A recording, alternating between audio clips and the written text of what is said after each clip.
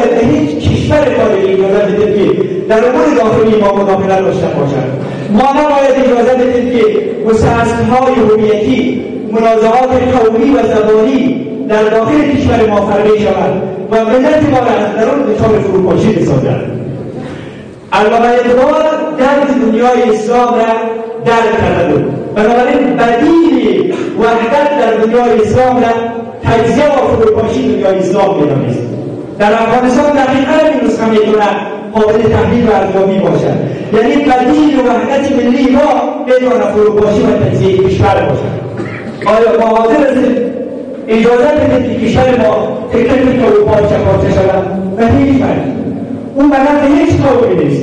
پس بنابراین وحدت، همگرایی، استقلال، نظم و وابستگی میتونه باعث عزت تمام مردم افغانستان باشد.